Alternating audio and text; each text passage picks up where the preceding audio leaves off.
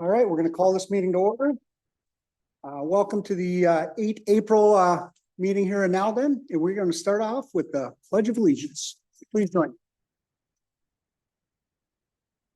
I pledge allegiance to the flag of the United States of America and to the republic which stands one nation under God, indivisible, with liberty and justice for all.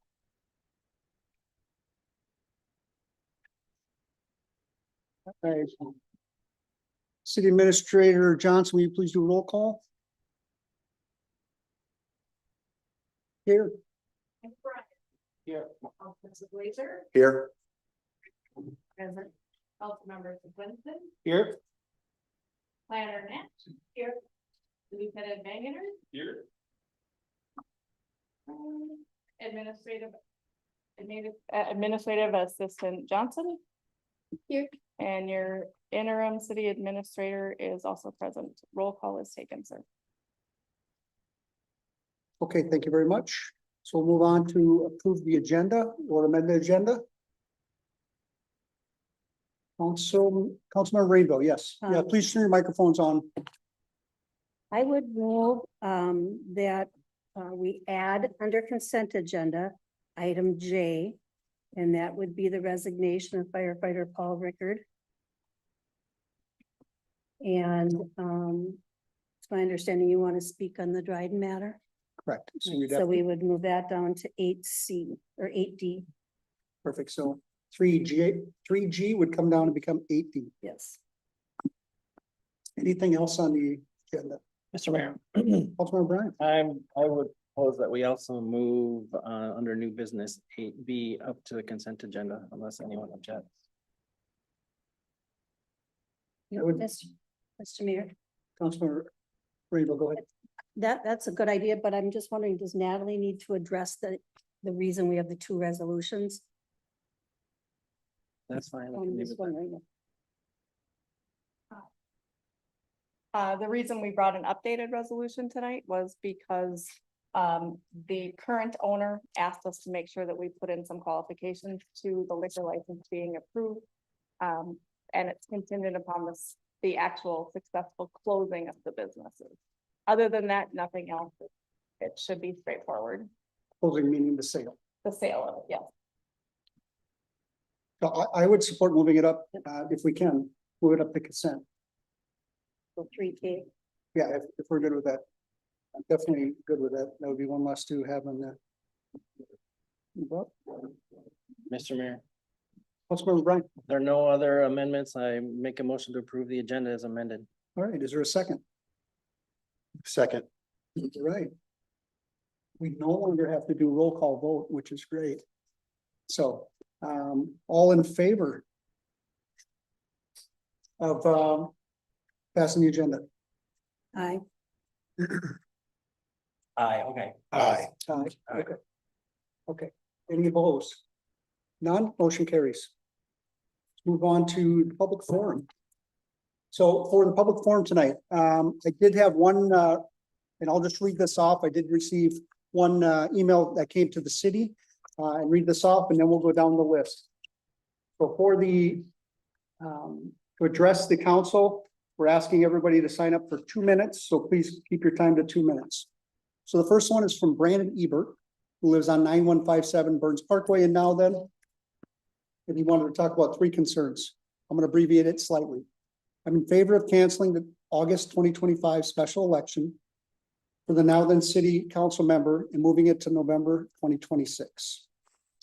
To coincide with the general election at the time. The main reason being the council continuity for the continuity for the remainder of the year until November 2026. General election will take place through 2 budget cycles and hopefully the new city administrator, not to mention the approximately $10,000 in costs for a poor voter turnout for the special election foster. Second reason is the full council. Then upon the hire of the regular full-time city administrator, it will be advantageous to schedule the LMC to come in ASAP and do the training that we had talked about, which is for the staff, the mayor, and the city council. And the last one is the table matter of temporary issue for pay for for temporary administrator Natalie Johnson should be discussed tonight, as I do not see it on the agenda. And if needed, to be tabled for further information, but I'm in favor of some sort of increase in pay for a temporary period until the full-time administrator is hired and in place. Okay, so that is Brandon Ebert. Okay, next up, for the first 2 minutes is Matt Wessling. Will you please state your name and address, and please hold it to 2 minutes. Matt Wessling, I'm at 19441 Burns Parkway. And I just wanted to bring up something today about what I think is a homeless encampment down the road on Burns Parkway. It is directly across from 190th Avenue, and I've been steadily watching a shack be built in the woods. It's made out of plywood, sheet metal. There seems to be a lot of traffic in and out of there. There's cars constantly parked out in the woods. There was a camper out there recently, and I guess I'd like to bring it to the city's attention, and maybe somebody from the city or the sheriff's office or someone could go check on and see what exactly is going on in that area. Okay, That's all I got. thank you. Thank you for your time. All right, next up is Brandon Krieger. Brady, Krieger? Brady Krieger. Brady Krieger. Sorry, I mispronounced your name.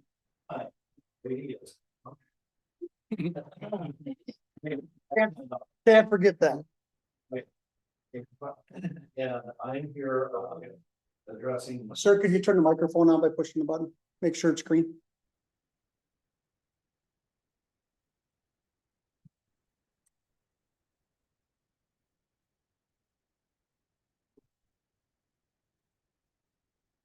Yes, please. I thought it was on, that's why. Okay, so I'm Brady Krieger, 6933 207th Avenue Northwest. Here to address the special election. It should go on as planned.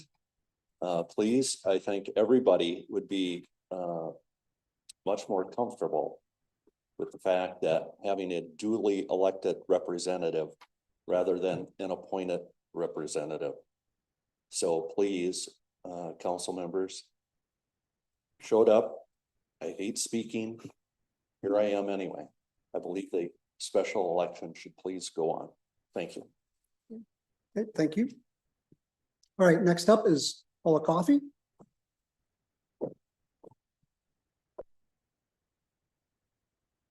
Paula Coffey, 18735 Cleary Road, Mayor and City Council. Councilmember Swenson, I want to speak out regarding a recent Facebook post where you made comments about how community members should view certain items on the meeting agenda. I fully respect your right to share your personal perspectives, but I'm concerned about how those remarks may be perceived, especially since you have rendered opinions on matters without all the facts. To be mindful of time, I'll focus on just one of your Facebook posts as it relates to opinion versus facts. Though there have been numerous other topics that could be addressed, I'm just going to refer to this one. So it was from Monday, 4/7/122 p.m. You stated, I think most of what's being discussed at Tuesday's meeting is fairly straightforward and hopefully not contentious, but there is one sort of hot button issue. You then go on to summarize the issue, referencing the special election cost estimate of $10,000. You also mentioned that you, quote, think less than 10% of Nowland citizens will actually vote. What is that assumption based on? Additionally, the $10,000 figure appears to be an unverified number that continues to circulate in discussion around the special election, despite a lack of confirmation. As a council member, I believe you have a responsibility to create space for residents to form their own opinions.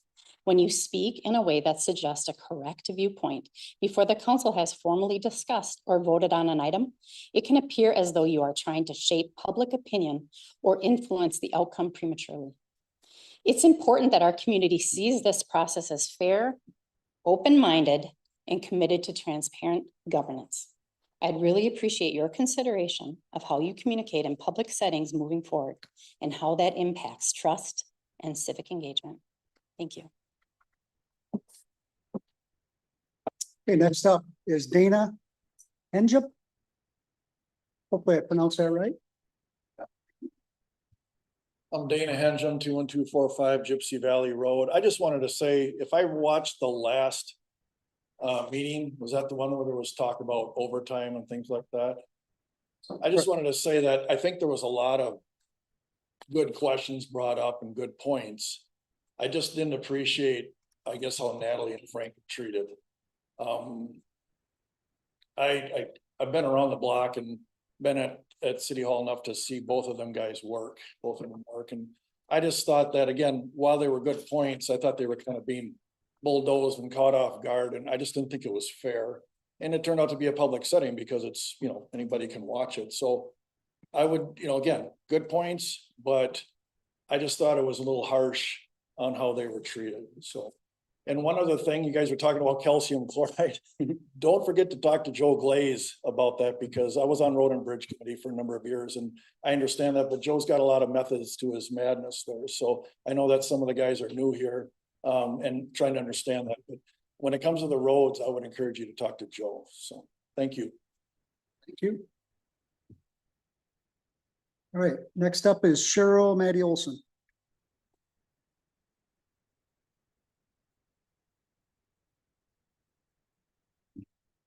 Hi, I'm Cheryl Mady Olson. I live at 7417 Norris Lake Road. And I want to speak on behalf of having the special election. In November, there was only 4 people that were running. And then for some reason, 7 people popped up to be in for the position, the 4th position. So I'm not quite understanding that, why people stepped up after the fact. Maybe they were scared. I have no idea. But to me, it disenfranchises the voters to not have a special election. Here you only had 4 people voting, and in the special election, it would be at least 800, if not more.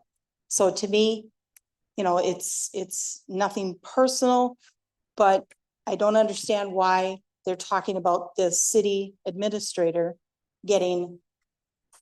Natalie getting a little bit more money, but yet they won't spend it on the special election. So that's my say. Thank you. Okay, thank you. Jeff Pelon.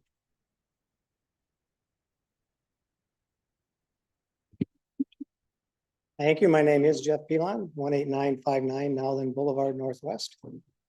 I would like to address Facebook post of Monday, Councilmember Swenson, and to the council, because I think that as Councilmember Swenson is relatively new to the community and brand new to the council, I think it's imperative that if inaccurate statements are made, that people on the council step up and say, yeah, that's not really the way it is. And I, you know, again, 2 minutes, I don't want to rehash the whole of this. It's been brought to my attention by a number of residents. I don't follow Facebook, and so I don't know the ongoing saga that's been going on, but I do know what's been brought to my attention as of yesterday. I straighten out just a couple of things. One, just so the record shows, our fire department does not fill their trucks with a garden hose when there's a structure fire going. We've been fighting fires for decades, and we've done it very successfully. When the five departments responded to the grass fires this week, saved the structure, and they had plenty of water. So my concern is, I'm going to ask you to do your research and be accurate, because statements that are inaccurate or misleading or actually false are very detrimental to the community building we're trying to do here. And we know all on the council want to build a better community. That's why people ran for council. A particular beef I have is to quote from the Facebook. I have heard, though I have not yet researched for myself, that other financing tricks were used to plug previous holes in budgets, like remortgaging city buildings that were paid off. This is just crazy if that is accurate. It is not accurate. And it's imperative that you don't spread rumors like that, because what happens, it gets on Facebook and, oh, did you hear? But it's not accurate. So I would appreciate if you would do your research first before making public statements. There are those of us that have been here all of our adult lives. Feel free to call us and ask, is this really true? You claim that we never used to do this when we were a township. Were you here when we were a township? Do you know what we did when we were a township? We assessed roads at 100%. We didn't bond for those roads because the residents paid for them at 100%. But we bonded for a road grader and a fire truck and a tanker and a new plow truck for equipment for the fire department. We bond for a lot of things. We got our last bond at less than 1% interest. Sir, can you please wrap up in the next 30 Yeah. seconds? So what I'm asking is for the council to work together for the unity of the community and for help to the new council members to make sure what they're communicating is accurate and true. Thank you very much. Thank you. All right, next one, Jenny Flattabo.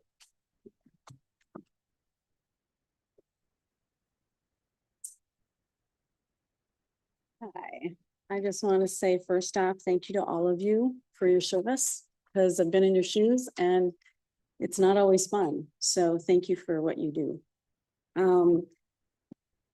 I've been watching the Facebook posts. Can your you state Facebook your posts. name and address? Please? I'm sorry, my name is Shani Name and Flattabo. address, please.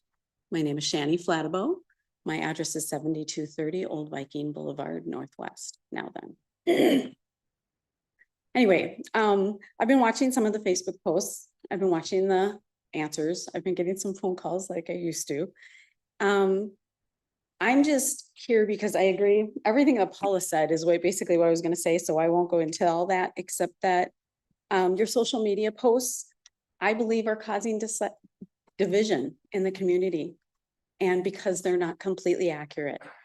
Mary, for instance, you put a lot of social media posts out when on the council and you've checked her facts, and I always appreciate that.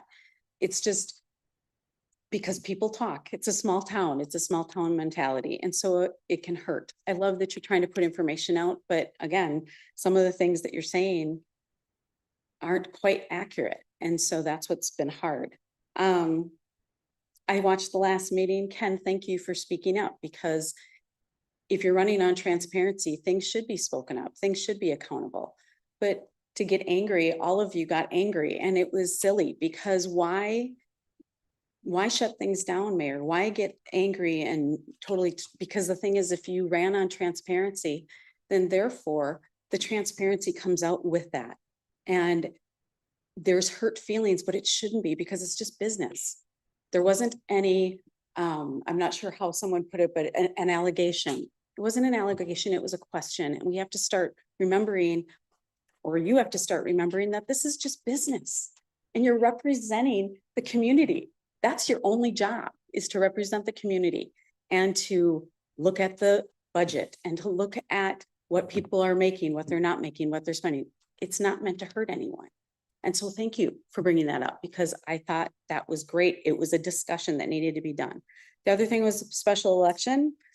I think a special election should be done, because that's the right of the people. Again, you represent the people, for the people, by the people. They need to be spoken. They need to have their voice heard. And so, but again, that's all I have to say. Thank you. Thank you. Next one is Jason Dryden.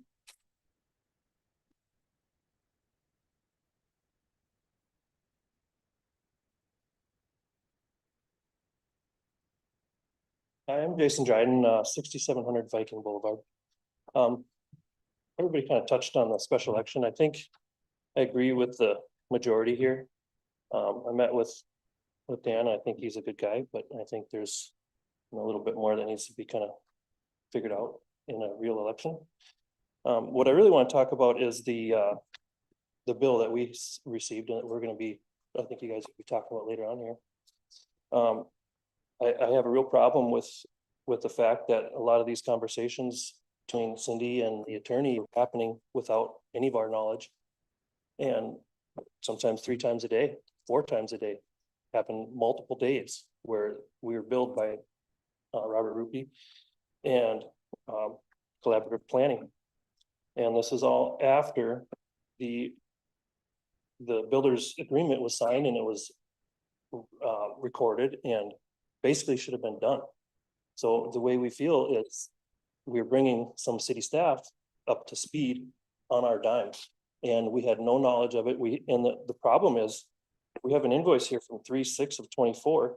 And this bill came to us, was signed by you in 1/7/25. So there's a long time here where we could have spoke up and said, we got a problem. We're being billed a lot of money here and nobody's doing anything to stop it. Nobody's saying, what are these conversations?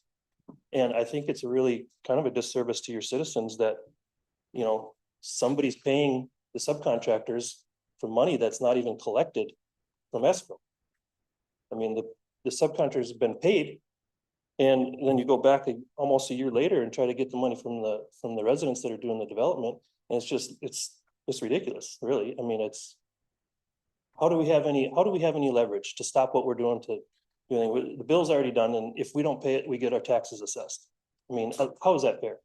And this has happened to, I know about 3 different people recently, and I know about 3 other people that were from years past, and it's an ongoing thing, and I don't know how it's gonna stop.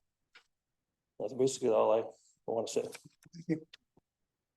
We also have Randy and Deb Dryden.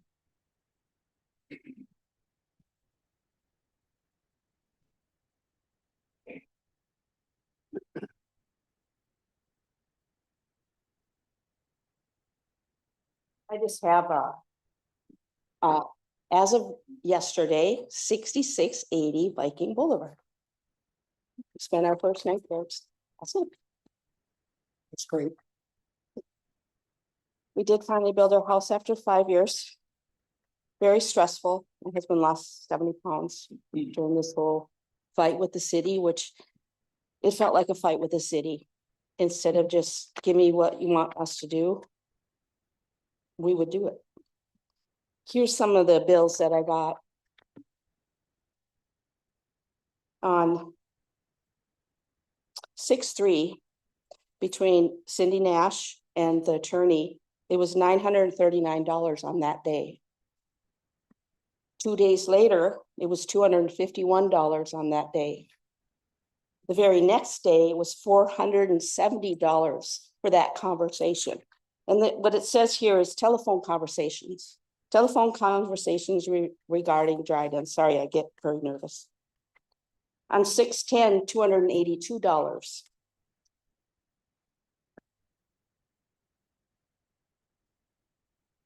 On 6/25, $942 worth of conversations about us on a plat that was already filed in 23. A lot was already buildable. The very next day, another $206. The next day after that, $125.50. The next day after that, $564 of conversations. Then they waited a couple days. So in 7/8, another $187. On the very next day, $972.50 of conversations between our attorney and her. That's all I want to say. And I agree with elections, if we should have an election. Thank you.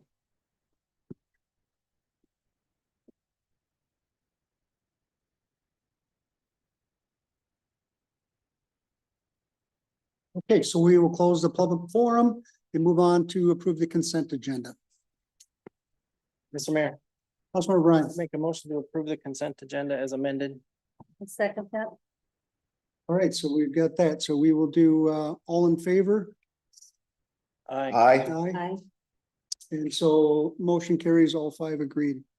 We'll move on to the Sheriff's Department update. Cole.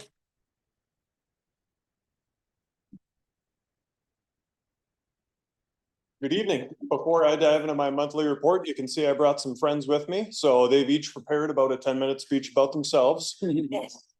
I'll let them all come up one by one to introduce themselves. Thank you. And get to know them a little bit better.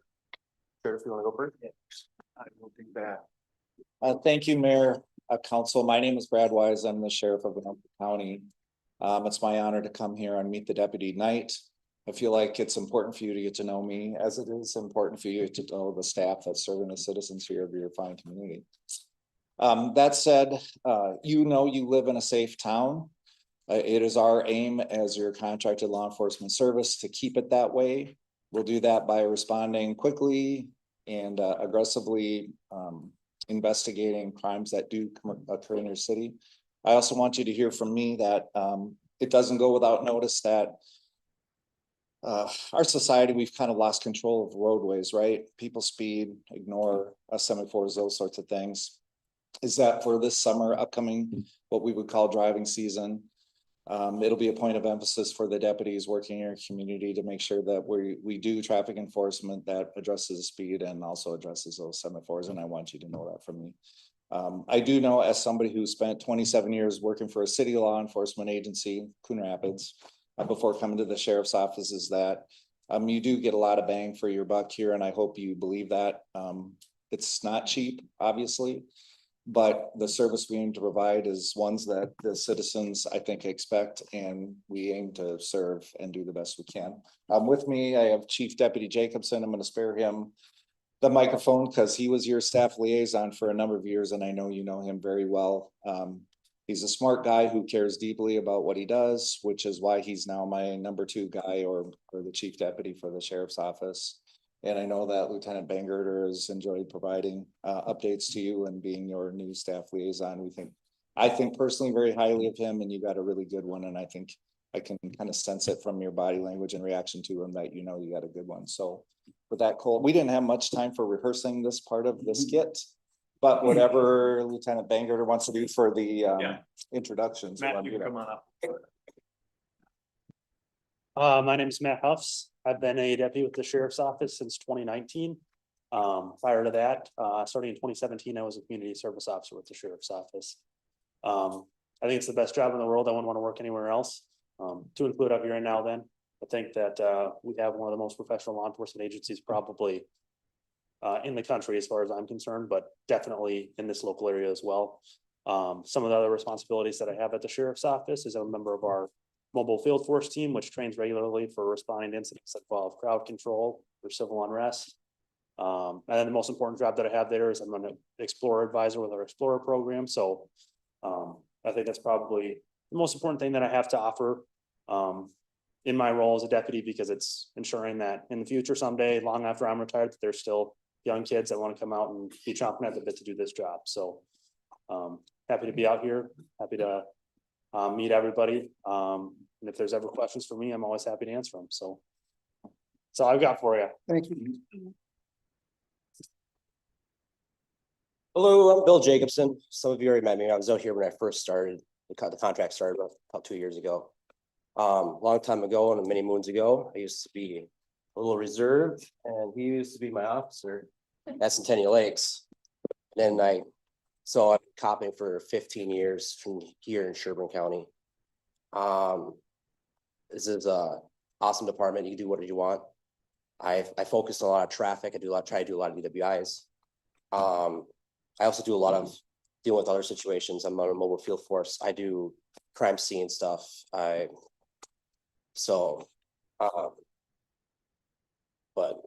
if you ever anyone have any questions or anything, feel free to ask. I'm always an open book. People know that. So. Thanks. Hey, thank you guys all for what you do to keep our city safe. We appreciate it very much.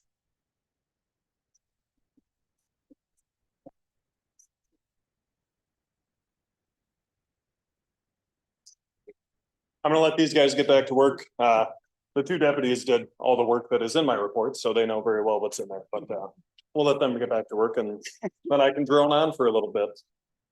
Thanks. Yeah. Thank you. Thank you. All right, our report's a little bit longer this month, so bear with me. I'll try and get through it in a decent amount of time for you. Mr. Mayor, members of the City Council, city staff, and citizens, and now then, the following is the Sheriff's Office report for the month of March 2025. Deputies responded to 138 calls for service. Of those calls, we had 20 to bar none, 0 alarm calls, 17 medicals, and 8 animal calls for service. Starting off with the bar none calls for service, on the 3rd, deputies responded for a juvenile assaulting a staff member. That juvenile was charged with assault and transported to the hospital on a mental health hold. On the 5th, deputy responded to a verbal dispute between residents. The deputy mediated the situation and everyone remained at the facility. On the 9th, deputy responded for a juvenile having a mental health crisis. The juvenile was transported to the hospital by ambulance. On the 10th, 2 juveniles stole a vehicle belonging to the Bar None facility and fled the property in that vehicle. The juveniles were later located by Minneapolis PD in that stolen vehicle. They were taken into custody and transported to our juvenile facility for the theft and other related crimes. Little follow-up on that one, I did have a lengthy chat with the facility to make sure that measures were taken to secure their vehicle keys so that this would not be a recurring incident. Obviously, stolen vehicles with juveniles can get very dangerous very fast. So that one has definitely been addressed already. Continuing again on the 10th, deputies responded for a juvenile having a mental health crisis. That juvenile was transported to the hospital by ambulance. On the 13th, deputies responded for a juvenile runaway. That juvenile was located quickly and transported to the hospital by ambulance on an emergency hold. On the 15th, deputy responded for an assault report between 2 juveniles. The deputy determined that no assault actually occurred and the juveniles remained at the facility. On the 17th, deputy responded for a juvenile runaway. That deputy located the juvenile and returned them to the facility without issue. On the 19th, deputy responded for a juvenile having a mental health crisis. That juvenile was transported to the hospital by ambulance. On the 22nd, deputies responded for a juvenile having a mental health crisis. The juvenile was transported to the hospital by ambulance. Again, on the 22nd, a deputy responded for a group of disorderly juveniles. The deputy mediated the situation and 1 juvenile was charged with assault and transported to the hospital by ambulance. On the 23rd, deputies responded for several disorderly juveniles. Deputies mediated the situation, determined that no charges were appropriate, and had 1 juvenile transported to the hospital by ambulance. On the 24th, deputies responded for a juvenile runaway. The juvenile was located down the road and returned to the facilities. While there, deputies also mediated another juvenile who was acting disorderly at the facility. Again, on the 24th, deputies responded for a medical call. While on scene, an uninvolved juvenile stole keys from a staff member and tried to flee the facility. Deputies had to stop and control this juvenile and ended up arresting them for disorderly conduct and obstructing the legal process. The juvenile was transported to RJC, our juvenile facility. The victim of the medical went to the hospital in an ambulance. Again, on the 24th, the sheriff's office in St. Francis PD responded for a report of 5 juveniles who had fled the facility. Prior to fleeing, multiple juveniles were throwing chairs, damaging door locking mechanisms in an attempt to escape. Deputies located all the juveniles with the help of our UAS, which is our drone, our aerial system. All 5 juveniles were taken to RJC for charges including riot, disorderly conduct, and damaged property. On the 25th, the following day, deputies responded for a delayed assault report between 2 juveniles. 1 juvenile was cited for assault and remained at the facility. Again, on the 25th, the deputy responded for an assault report between a juvenile and a staff member. The juvenile was charged for 5th-degree assault and disorderly conduct. That juvenile remained at the facility. On the 28th, deputy responded for 3 juvenile runaways. All were located and returned. On the 31st, deputies responded for 2 juvenile runaways. Staff located 1 prior to deputy's arrival, and the deputy located the other juvenile. Both remained at the facility. On the 31st, deputy responded for a juvenile having a mental health crisis. The deputy mediated the situation with a line of paramedics, and the juvenile was able to remain at the facility. Moving on to our other noteworthy calls for service in the city this month. On the 5th, in the 20200 block of Wolfram Street, deputies responded to an intoxicated and disorderly male. That male was transported to the hospital on an emergency hold. On the 7th, in the 6000 block of 189th Lane, deputies responded for a stolen vehicle report. The victim had listed a vehicle on Facebook Marketplace and signed the vehicle over in exchange for a cashier's check for $53,000 that turned out to be fictitious. The reason I included this is a good reminder to verify funds when you're selling a vehicle, especially when it's worth over $50,000. Do not sign your title over until you can verify that you have good money for that vehicle. But the deputy did list the vehicle as stolen in our nationwide system, and it was last known to be in Michigan. At this time, as far as I know, it still hasn't been located. It was tagged on our, easiest way to describe this, license plate reader systems, essentially. It had a hit in Michigan, so that's the last known location, and we're still working to track it down. On the 13th, in the 7,000 block of Viking Boulevard, a deputy stopped a vehicle for speeding. After noticing signs of impairment, the driver failed field sobriety tests and was arrested for DWI. On the 20th, the deputy responded to the 18800 block of Garnett Street for a fraud report. A male had been given instructions over the phone to acquire $20,000 in cash and gift cards to stay out of trouble with the Federal Trade Commission. This is also a good reminder for all citizens that no legitimate government entity will call you on the phone and demand cash, and especially not iTunes gift cards. If you're ever unsure who you're talking to on the phone, if it's a legitimate law enforcement source, please hang up and dial 911 to verify. We can do that every single time. On the 25th, in the 19900 block of Iguana Street, there was a report of a burglary of a storage unit. There are no suspects in that burglary at this time. On the 27th, in the 19100 block of Burns Parkway, a deputy responded to a neighbor dispute where a male was removing property line survey markers. That male was cited for trespassing. That's all I have. So with that, I can stand for any questions. I would just like to talk about bar none for a minute, 20 calls, so this is a substantial increase. Yes, I know you had met with them and you were working to see what you could do to reduce it from the 8. the meeting is coming up still. Okay. They had to push back their so the person that has been the main manager at Bar None got promoted to oversee multiple facilities, and they have not yet identified her replacement. So she had a couple of schedule snags, so we're meeting with them on April 30th now. So we'll address all of the issues there at that meeting. Thank you. Anything else? No, thank you for what you do. Thank you. Safe. All right, for the next one is the fire department report. We'll just do a brief overview. Chief Miller is not here today. He will be giving the report tomorrow, a full report. But the update to the council, they had 27 total calls in the month of March, 5 fires, mutual aids and grass, 16 medicals, and 6 calls for service. Good intent calls. And this month, the staff worked on entering the inventory of the equipment into the database to have a more accurate and up-to-date picture of the supplies and equipment. Okay, any questions on the fire department? Hearing none, so we'll move to planning and zoning. Cindy, you're up. Have a look in your packet. There is nothing really interesting in the sheriff's report. So I'll transfer it. Not on the actual report, but as we go for A, you're talking about. Yeah, I don't have any questions on that. So, Straightforward. so moving on, the first item in general is related to Lestico East. There's 2 sub-items under that. There's Lestico East variances.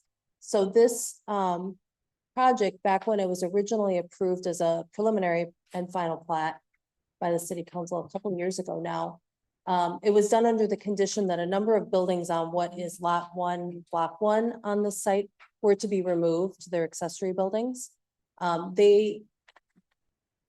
It's taken so long to record this plat because they didn't want to remove those buildings. So we've been kind of sorting through that. And one of the options was for them to apply for a variance, which they did. In your packet is a recommendation for approval of a variance to keep these buildings, most of them anyways, with certain conditions associated with that. And the planning commission looked at this at their last meeting and recommended approval. Happy to answer any questions that you have about those. My understanding is the applicants are agreeable to the conditions. So Cindy, can we just put the map up here and talk about the 6 buildings real quick, just so everybody has a good understanding? Sure. You down a few more things right there. If you can do that, Yep, because that that was one. all the buildings. If you could just cover which ones are going to be removed and then which ones will start. So basically, the most southern X one is already gone because the road is in place in that location. The one that is not that one, but the one just northwest, yep, that one has already been removed. So all of the others though that have an X on them, along with the 2 that one is the larger one that's like 3,300 square feet, and then there's one that says variance required to keep this shed. That was, so this graphic was from back when the final plat was approved originally. So all of those other ones will stay.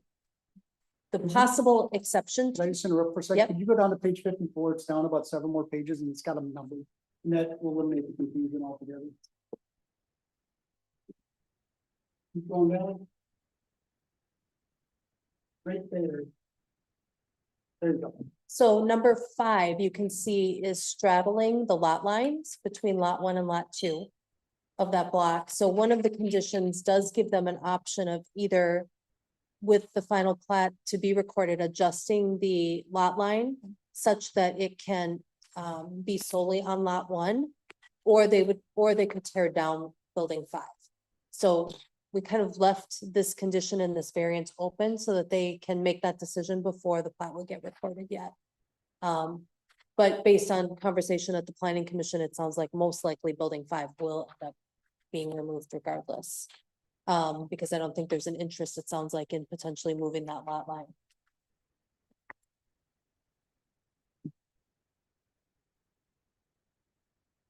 So this particular resolution is for, the first resolution is for the variance. Correct. The variance is applied, so it's for having additional square footage compared to what. So the easiest way to say it is they have 5 buildings remaining, 5, and on a 2.8 acres by code, you wouldn't be able to have that much. So the difference being this is not new construction, where they're trying to build something, they have that, and they're trying to shrink the lot lines to divide the property. So it's different. This went through planning and zoning at least once or twice. They had a very in-depth conversation and they analyzed this in multiple different directions on what could be done. So to get it past planning and zoning, kudos to you guys to get a variance coming out of this, because they're a tough group and they really keep the best interests of now then in mind. Is there any other comments? No, and you hit on it. The variance is not only though for the square footage, but it's also for the total number of accessory structures, as well as the setback of 4 and 5 and 3 from the right-of-way line of the new road that was constructed.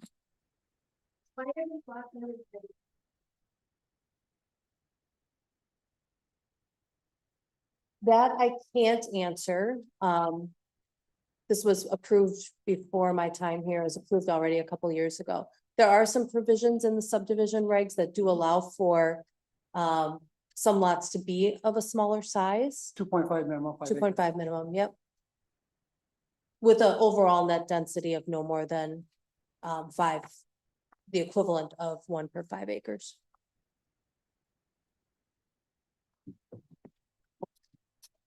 Mr. Mayor, That's fine, Brian. if there are no more questions, I'd make a motion to approve the resolution for the variance for the Lestico Estate East based on the findings of that.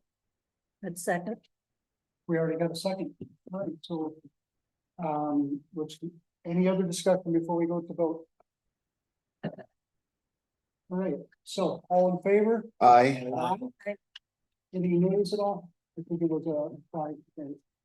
I appreciate all the patience from the Lestico as they work through this challenge. I seen the planning and zoning just went back and forth, so I'm super excited for this, I'm gonna say younger couple to be there, to be able to hold their buildings. I know there's something, if the road does get expanded out, that they will have to remove some additional buildings, and that's listed in there, but I'm excited for them to build their family at this location, to be able to continue. Okay. Thank you. So the second item related to the Lestico Estates East is an extension of time to record the final plat.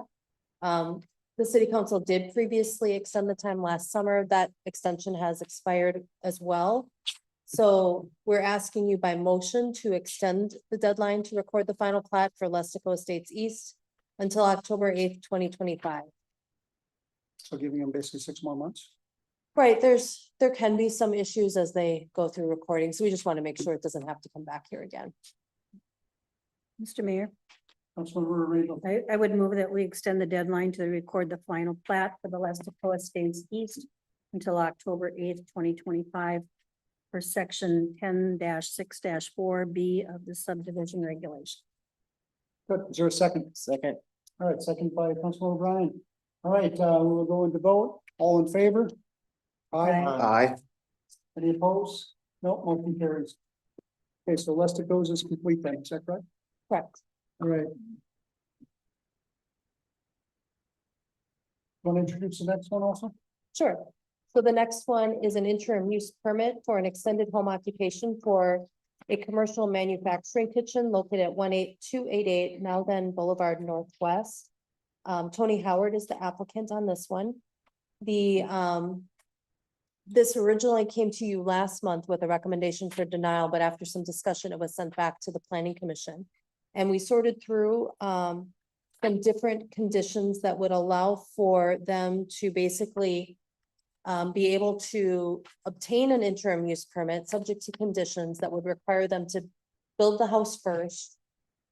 Allow them to start and get a foundation only permit for the accessory building, which is a permit that is fairly frequently issued by building inspectors.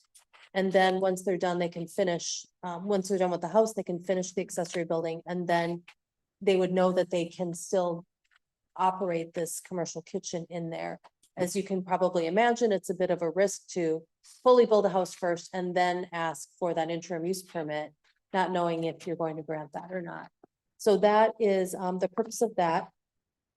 So those conditions are a little bit unusual, but it protects the integrity of what the ordinance has, that you can't build an accessory without primary being there first. And certainly that you couldn't have potentially a business with no home operating on a residential parcel.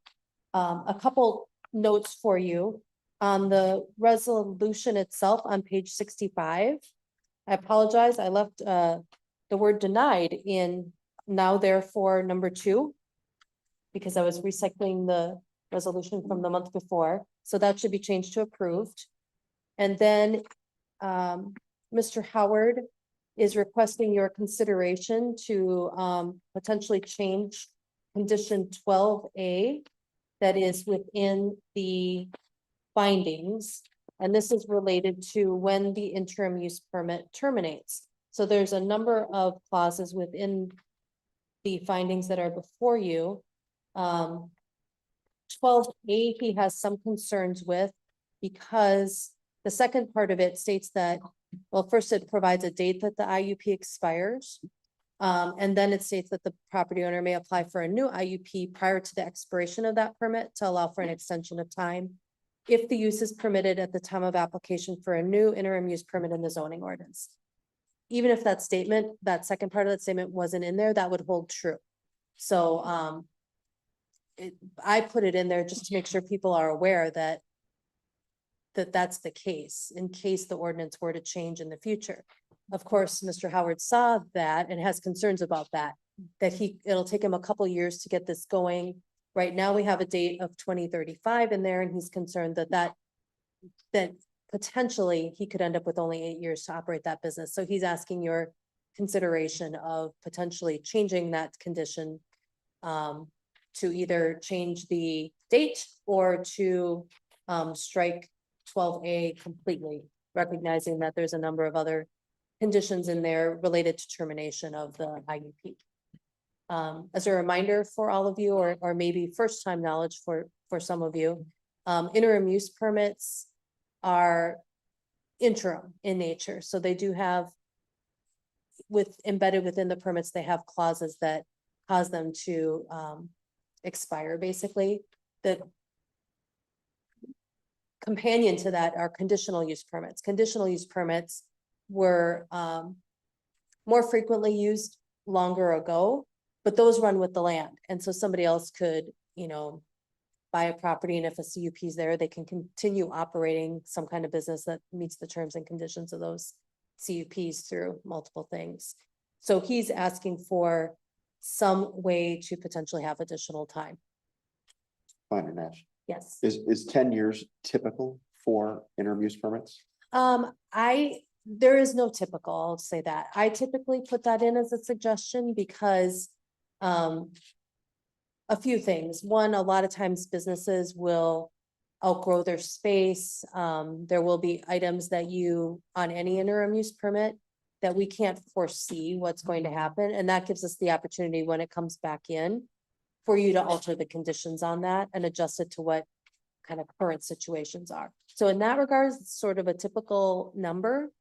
But I can understand his request, and So would it be inappropriate, instead of using a specific date, 10 years from today, would it be appropriate to say 10 years from the final inspection of the commercial building? We could do that. I prefer to have a date in here because it's just easier for future staff to find if the date's in here, rather than having to go through files, try to find the date of the CO of the building. So if that's the intent, I would just assume some amount of extra time and add more to it. Just to make it easier in the future. Those are really good questions, because that was the same thing I was looking at, is what is our normal for an IUP for a duration? But you know, maybe we can just recommend updating it to 2037. If it takes them 2 years to build that, you still have a date in there, something like that. Yeah, I think Mr. Howard's concern is more that that 10 years from now, I'm sure he doesn't mind coming back in for an application for a new IUP. He's concerned that the city might not allow extended home businesses anymore and that he wouldn't be eligible to. So that's. I don't know that we can predict the future on that, but what we can say is we could, if you've got 10 as your recommendation, he's asking for a little bit more to get up and running. So I guess I would recommend we just move it to 2037. And if that fits okay with the rest of the council. Mr. Mayor. Councilman Rambo. I agree with the 2037. I understand the property owner's concern. So maybe it's something we should have in the back of our minds or on our to-do list, is that if at some time the city starts to have a conversation about not allowing that we would have the discussion, or whoever is on the council at the time would have the discussion, is do we want to grandfather in any existing businesses on a residential property? And let's say it's January 1 of 2030. So after January 1 of 2030, anyone that is existing can stay, they're grandfathered in, but anybody new would have to abide by the new ordinance. Just put it in the back of our mind that if at some point it would change. There's never been any discussion on it that I'm aware of. But just to try to protect some of the existing businesses that are on a residential property right now. We do have a few. You have many, and it would also take an ordinance amendment to do that, which would be a public hearing. I'm assuming word would get out pretty fast, and you'd have a number of very interested businesses all throughout the community that would be in speaking against that amendment. But again, there's no discussion on doing anything like that. No.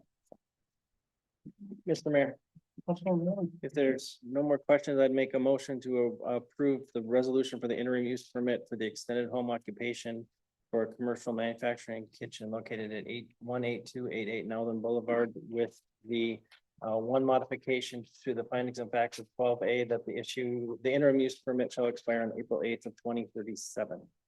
That's second. That's why Rainbow is already seconded. All right, we'll move it to vote. Certainly. Tony Howard, 1944, 134. I get it, right? This is long-term thinking for our family. So the question I have is, what if I came in 5 years and wanted to extend it? I just thought of, sitting on here. Okay? So now I have it until 2037. But say in 5 years, maybe can come into the council and maybe get it extended another 5 years. Just thinking out loud, right? Because my son is going to be taking it over eventually. He's only 40 years old, so this is long term for him. That's something that is in place where I could possibly do that. Mr. Mayor.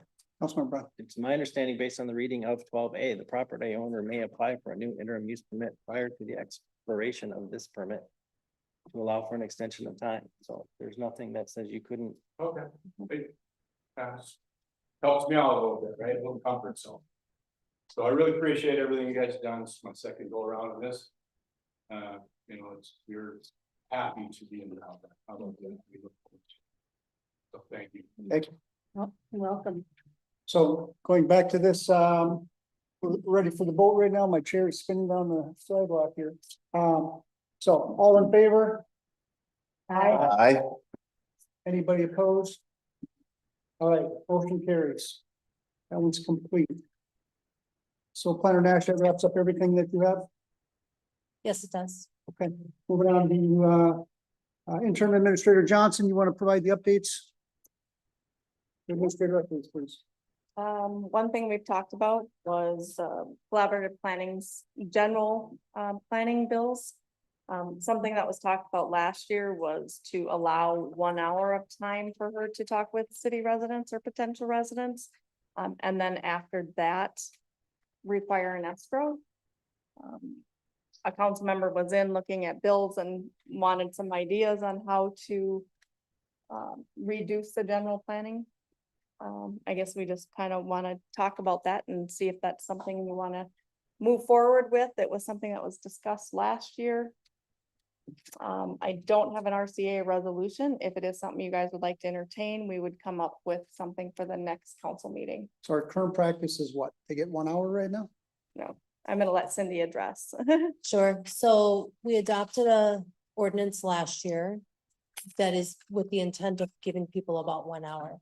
The reality is that people ask. That tends to work really well in communities where the first call is coming from an engineer or an experienced developer.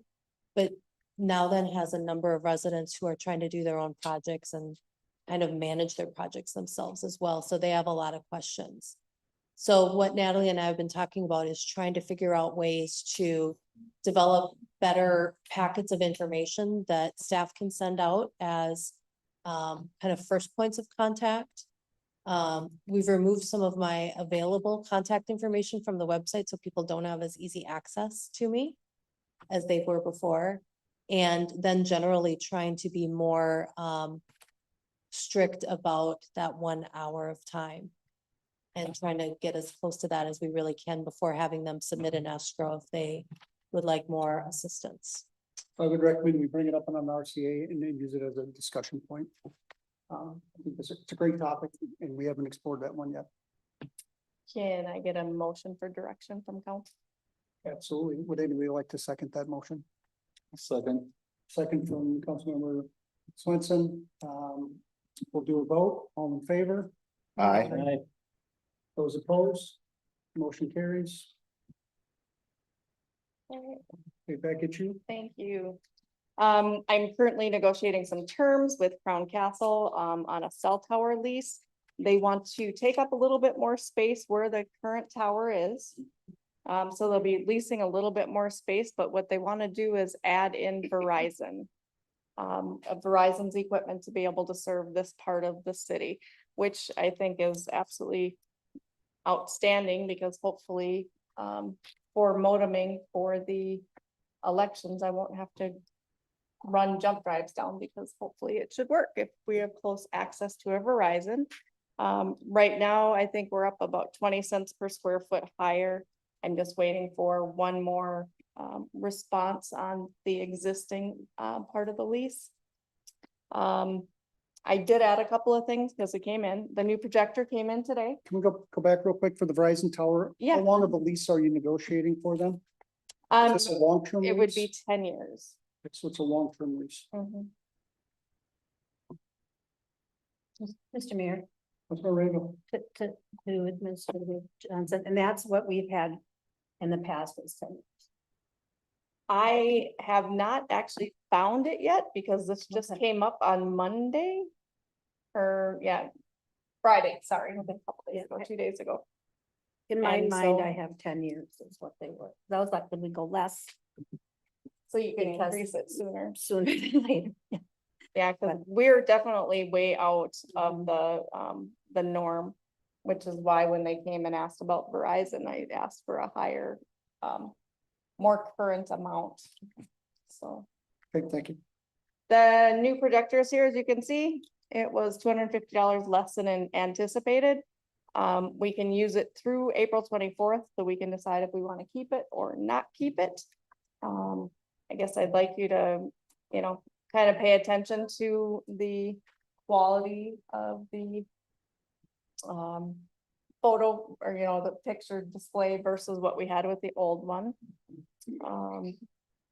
This one will also be suspendable from the ceiling if that's something that we choose to do. One of the other things that I said was with that being said, how we kind of wanted to get everything up to the ceiling and get things more hardwired. A potential idea for the 2026 would maybe use a third of this room to make a permanent chamber with one of those accordion locking doors that would kind of block it off. So we could have wired equipment so that we wouldn't have the delay and we wouldn't have the echo. I would like permission to move forward to get some estimate costs for that, if that's something the council would like to entertain. Mr. Mayor, Councilman Rainbow. I would move that we allow staff to look at upgrades to this building. We're gonna be here for a long time. And my absence found there were issues with the audio. So I would move that we allow Natalie and staff to investigate permanent council chambers with wired mics, better equipment, and using the Bluetooth and the accordion door that she mentioned. So I'd just like to add a comment. I know this is it's the city's property and it's not a real big town hall, but if we put permanent anything, it's just gonna make the space smaller.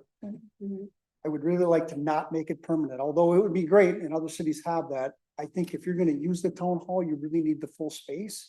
So can we do something we can hardwire the projector, I get that. We can put another projector back there. But for the space, I think the mobility of this is really important, so that we allow the residents to use this. So I would love you to look into it, but maybe not hardwired, and don't make it permanent structure. I think we just got too small of a space to do that. That's my feedback. Anybody else have any comments on this? Thinking the same thing. I would agree with you. Yeah, I think that's reasonable. Okay, so should we do a quick vote on that? Are you okay with what I said, Councilman? Yeah, that's fine. If she can give some options. I Provide mean, some I'm just looking at right now, we are 8 to 10 feet back. We're not using, we can do 2 tables this way, which eliminates some, so there's some options. If we give her the ability to look at some options and whether fixing any of the wall, the holes and things like, I see we got tape over them. So that would be part of that. And back to the walls was gonna be something separate we were talking about in an RCA, so just the audio portion to provide options. Right, because that is one of the biggest complaints that we have. Is the echo, so. So it's okay to provide options for permanent, but just please don't spend a lot of time on that. Again, you want to keep the historic town hall historic and continue to use it for a long, long time. All right, so given that, I'll say, is there a motion on the table for that? Here, do you want to? That's what I moved. Is that what? Okay, that's your motion. Was there a second to that? Second. Second from Councilmember Glazer. All in favor? Aye. Those opposed? None. Motion carries. Next one. Shelley has given her notice. Her last day is gonna be April 18th. She will still help out when we needed, for vacations or when we're shorthanded. But her previous employer, which allows her to work 100% from home, AKA her cabin all summer. She's gonna go back to work for them part-time.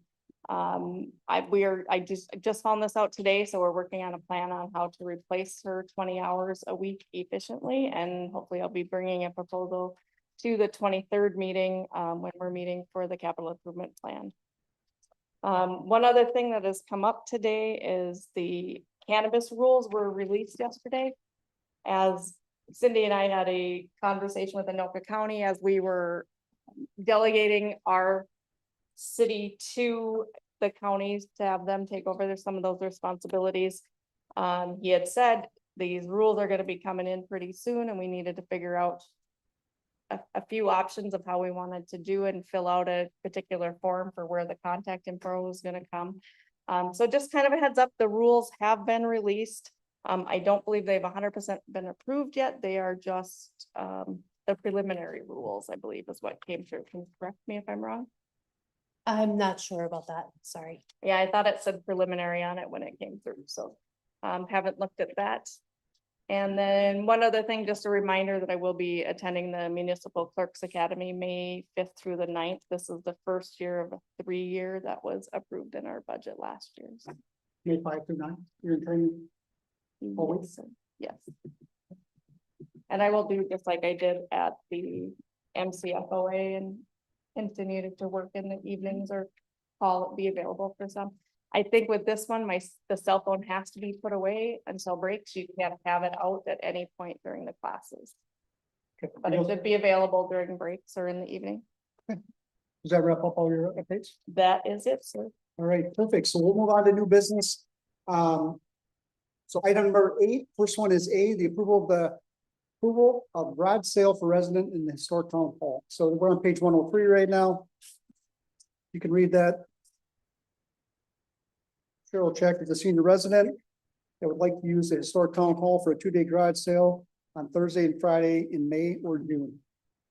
This is a single household event. Does the council want to charge this to Zach the $54.06 for the historic town hall use for the purpose of the garage sale, or allow her to use the town hall free of charge, as our current practice is for senior residents? Any discussion on that? Mr. Mayor, Councilman Randall. I believe based on our fee schedule, we cannot charge her to use this. But that's something that the council will need to address down the road, is if somebody is going to use the facility and they are going to make money on it, is that an instance where we would want to charge them for that use? But that's a conversation for later, because our fee schedule already states that it's a senior, there's no charge. Good, thank you for the comments. Any additional comments at all? Right, so the motion for this particular one, would somebody like to make a motion? Mr. Mayor, Councilmember. I really don't believe there's a motion needed because it's already in the fee schedule. Okay, so with the request for council action, do we not have to take it to a vote? I don't think so, because that's what our policy is now. I'm certainly good with it. It could have been a consent agenda as far as I'm good. All right, we will move to, the liquor license is already moved. So the next one is 8C.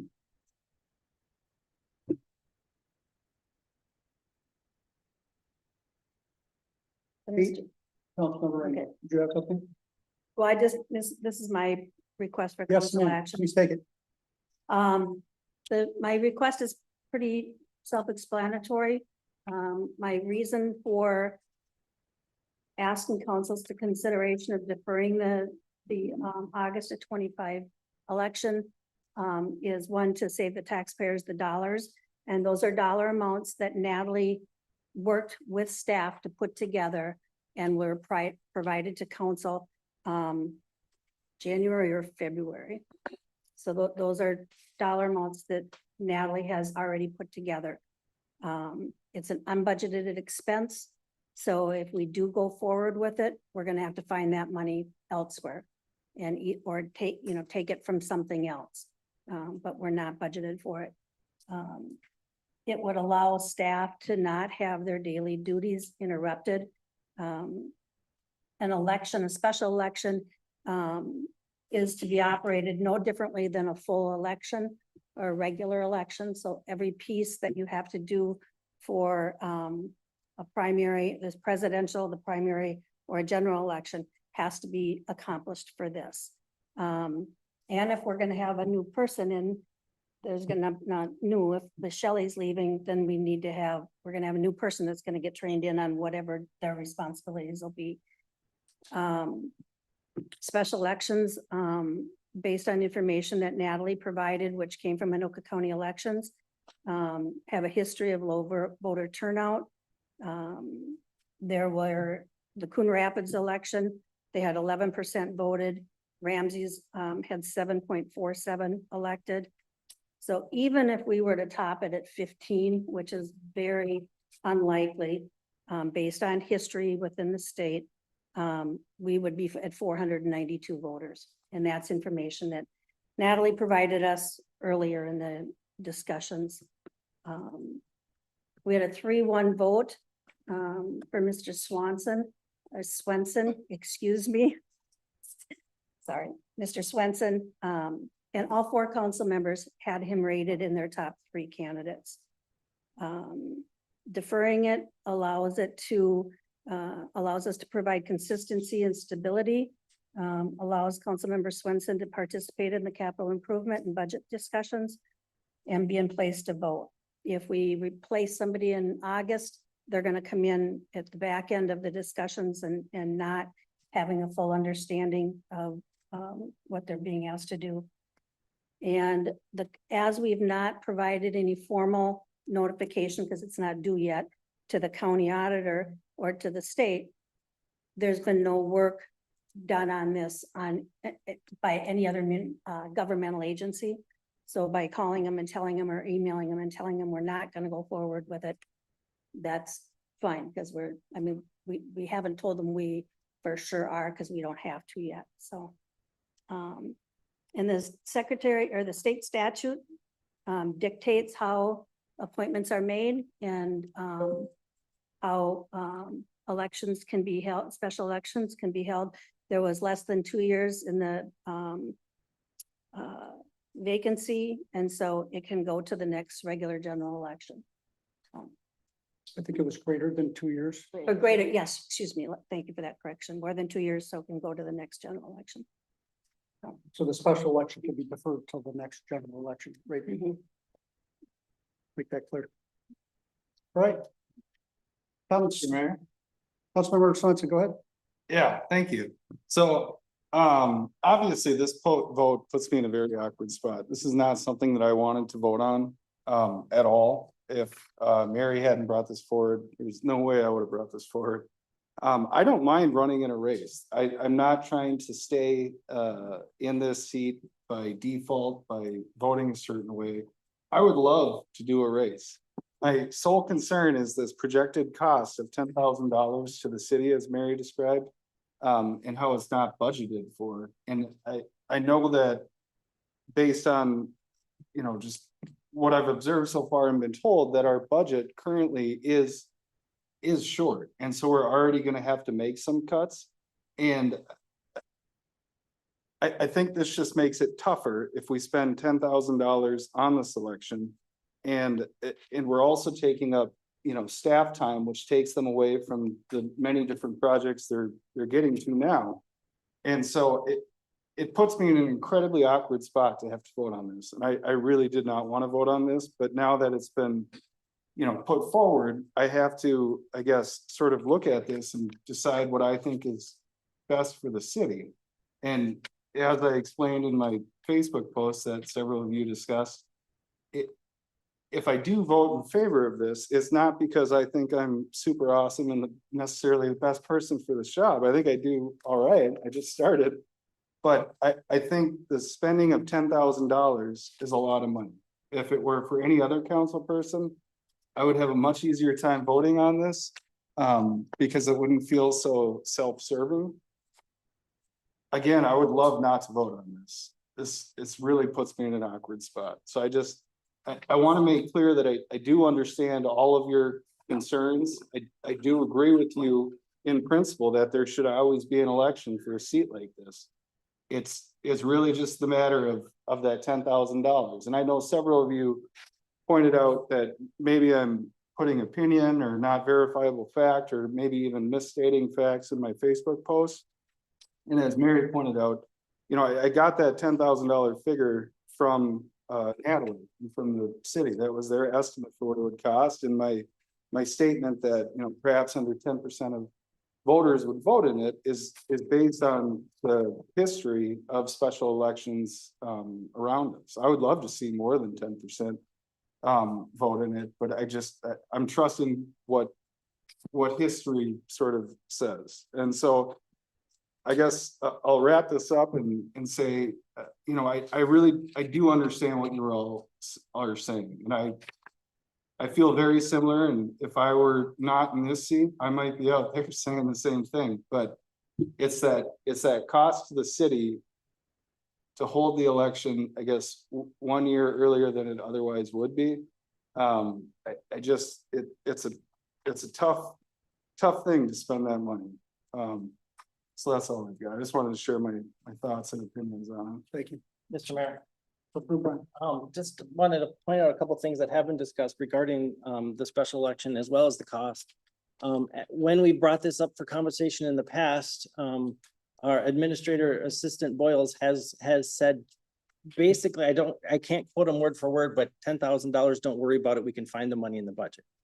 I've also talked to election judges and previous election judges, and several of them are willing to offer their time, since they are in now then, to the city. So they're at no cost. So that's going to lower, if there is any cost, that would lower that specific cost.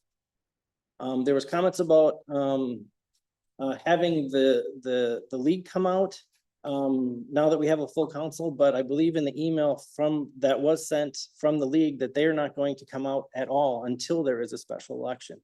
Not just because we have a 5-person council. They were not going to come out if someone was appointed. Couple other things to make note of is in November of 26, there's not going to be there. This means there would not be just an election for a mayor and 2 new council members. There would be the 3rd election to include this special election. So regardless of whether the special election is now or in November, there would be that special election would exist, and that person would be literally running for an office for 2 months. And that to me seems good, that could be very confusing to the voters. And if we separate them and do it now, then it's over and done with. I understand the appointment process, and I believe you're willing to serve Councilmember Swenson, but an appointment process should be for a relatively short period of time until we can actually have a special election. And that's why I would say we should be continuing to go forward with the special election for this year so that the position can get filled, and we can have the league come out and we can go on from there. Mr. Mayor. Councilmember Glazer. First, I'd like to suggest that Councilmember Swenson recuse himself from any further discussion and also from the vote. In my opinion, based on Chapter 6, page 12 of the League of Minnesota Cities Handbook, which I have a copy for everybody and a couple for the back room.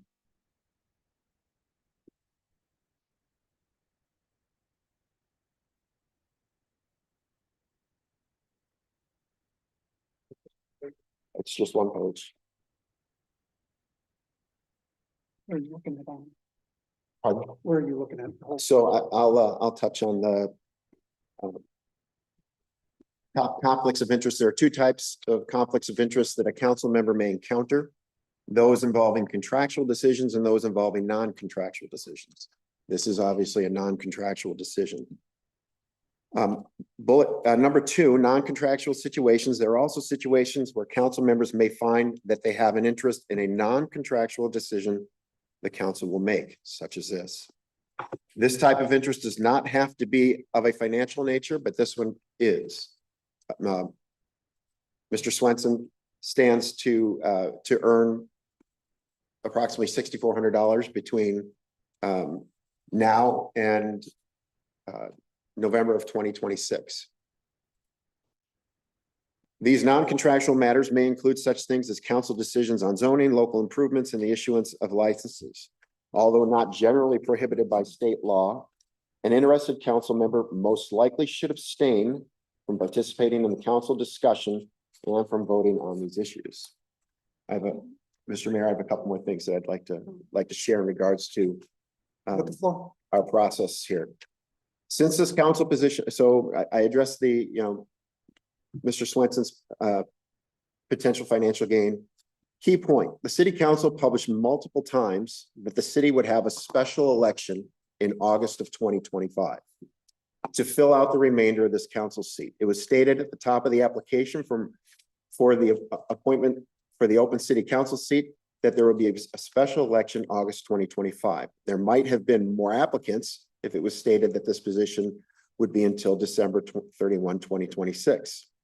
If residents knew they would not have to run for election in August, there would likely have been more interest. There was a public notice submitted by city staff and published in Now Then's newspaper of record on February 21st, 2025. Now Then City Council is seeking residents interested in filling a temporary vacancy on the city council. This appointment will commence on the date appointed and expires on August 19th, 2025, when a new elected city council member is sworn in. In regards to costs of the election, could be covered by the city's contingency fee. In January 24, 2025 newspaper article, Councilmember Rainville stated that the cost could be $6,000 to $8,000. Ms. Johnson says that the funds could be used from the city's contingency fund, which is not allocated for budgeted expenses and which happens to be $10,000. So the city would have the funds to cover the special election that was promised without affecting any budget items. And to touch on what Councilmember Swenson talked about just a few minutes ago, on his Facebook post from Monday, he stated that I certainly understand how a new election would be the most fair way to fill this seat for the remaining term. I will add that he did state if there were some way to hold an election for no additional cost to the city, he would 100% vote on the election. But to go back, based on the League of Minnesota Cities, Councilmember Swenson has a conflict of interest in regards to this matter. And I would ask that he abstain from this. Okay, thank you for your input. Mr. Mayor, Councilmember Rainville. before we ask a council member to abstain, I'm not an attorney. You are, but you practice not this, but the other three of us are not attorneys. So to ask somebody to abstain based on a page from the league that doesn't talk about elections and voting on an election, to me is not complete information.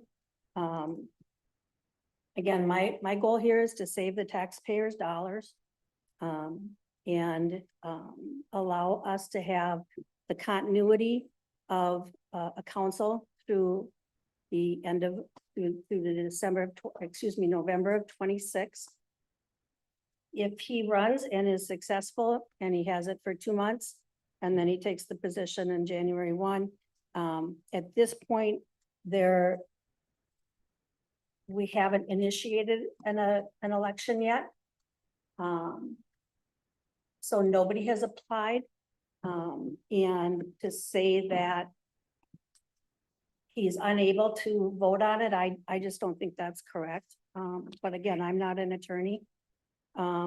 It's my recollection that when the league said that they would come in with a 5-person council, but they're not going to come in if it's just for a 5-month position. So a temporary. So we would be delaying the league coming in to assist us. Where if we choose not to have the election and allow this position to go through to November 26th, they could come in right away. All right, Mr. Mayor, Councilmember Blazer. both you and Councilmember Rainville agreed to this special election in August of 2025. I Now, voted against it. And well, it passed though. Yeah, but I voted against It passed. And now I find it ironic that you have the 3 votes to pass this resolution. You want to move it to August of or November of 2026. It's actually not November 2026. What is the date of the special election if it was moved to 2026? November, It would be I thought it was. November. during the general election. It is November. So, And I have spoken against the special election from day one. So don't and say I maybe Mr. approved Mayor, since Councilmember Rainville stated that she's not an attorney, and I don't think Mr. Swenson should be able to weigh in as an attorney on this matter. Maybe we should table this matter. I guess the recommendation. What did Bob Rupi comment on this? We've got, we asked him this question, make sure that it came up. It says the county auditor confirmed that they've never received a formal writ of election from Natalie, just a phone call. Turns out to be a good thing because no Result of no formal election proceedings have been initiated. No affidavits of candidacy have been submitted, so there is no prejudice to any candidates. Since the election procedures required by statute and not been started yet, there has been no waste of resources at the state, county, or city level. Please note that all city council members may vote on this matter, and the appointed member, council member Dan Swenson, does not need to recuse himself from voting on this resolution. Once a resolution is passed, I would ask that you provide a copy to Tom Hunt at the elections at Anoka County Auditor's Office to ensure that no further action is taken regarding the election. Let me know if you have any further questions or clarifications. No, from Mr. Rubin. That was from Mark Alsets at Corey and Ruby, the new associate. So a couple of comments. I haven't said anything at this point, but Councilmember Bryan talked about the League of Minnesota City training. And it was stated that if we are going to do a special election, they wouldn't come in till after that. If the special election is moved, because you still have to do a special election either way. If it's moved till November 2026, they would come in and do the training. So that was one that maybe just a quick update on that. Mr. Mayor, Councilmember Bryan. that is not how the email was worded that was sent out. Since the council has decided to appoint someone only until the special election, we cannot provide training until after the special election. So it doesn't say that if you move the special election out, that they will still come out. They will. That was confirmed. Maybe it came in another email. Thank you for the clarification for the. So if you remember, we were stuck at a 2-2. My whole goal is how do we move the city forward? How do we move the council forward? Unfortunately, we came in with a deficit of a council member as we started our session. Against my better judgment, I voted to go with a special election so we could move forward with the process because it was stagnant and not moving. My whole goal is to help facilitate that process. I stated my opinion. I did come back and vote for it because I wanted to move the process forward. We did it, and I had stated this multiple times. We could do an open and transparent process where we interview people and select a candidate. I said, we don't need to do a special election, but because it was stagnant, I voted that direction. We did exactly that. We put it out in the paper and we've got multiple people that were interested in being a city council member now, which is fantastic. That's what we were looking for. We had an open process. Residents could see it. It wasn't hidden at all. And it wasn't just a random appointment. So it was a selection. Councilmember Swenson was in the top 3 of all 4 of us, and we had a majority vote to bring him in. So there's not any conflict of interest for him to vote. It's been stated by our attorney, the League of Minnesota Cities. I understand what you're saying. And to say it's a financial thing, the pay, as you know, is one of the lowest ever being a council member here in the city of Nowland. So I don't think anybody's doing this for pay. All right, any other comments that need to be made? Mr. Mayor, Councilman Rainville. I would also just state so that this is a sheet from the League of Minnesota Cities. And anytime you contact the League of Minnesota Cities, they'll say, yes, it states that, but get the opinion of your attorney. We're not giving you legal advice here. So if we were to use this, we would have to give it to Ruby to have him opine on it. And he did, and there isn't a conflict. Mr. Mayor, can I point out that in order for me as a council member to have access to our city attorney, I have to submit a request for council action to get approval. That's the formal process that is in place, which we'll talk about it later, is being abused by some people within the council. I would not have time to get that request for council action in for this meeting in order to have a conversation with Mr. Rupi to either way, to have him say yes or no, even to have a discussion with him. I'm not able to do that because of the current constraints of the way that the council is structured, where we don't have access to our contractors, but through a formal process. Mr. Mayor, I will just state, I did not talk to Mr. Rupi on this, so. Nor did I. Just to clarify that.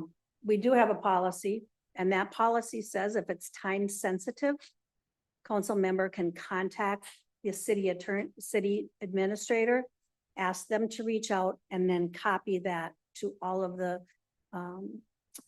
council members, which I did with you guys early on in your tenure, and even before that. So, but I did not contact the attorney. I think if Natalie did, she did it with being proactive and knowing somebody's gonna ask that question. And that's a good thing that she's proactive. She has an answer. This RCA's been out for quite some time. Yeah, yeah. Next time there's a response from our city attorney, I'd like it in writing for the meeting. Okay, any other comments on this? Mr. Mayor, Councilmember Swenson.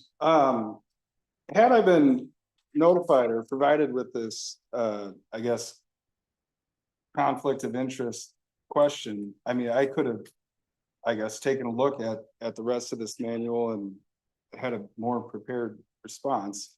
I do understand what you're saying, that it's difficult that we can't just contact the attorney and sort of run stuff by him as easily as, you know, the city administrator maybe. But I think if you had shared these concerns, I mean, I think it would have been appropriate, and it probably would have been brought to Bob Rupi to sort of look exactly at this LMC document. I do have a question though. It sounded like you are certain that if we move the special election, it is not going to cause a delay in the league coming in? It won't cause a delay. So if it's moved, they'll move forward with the training. All right. If we vote to keep the special election in the August timeframe that was voted, then they will wait till after August to come in and do the training.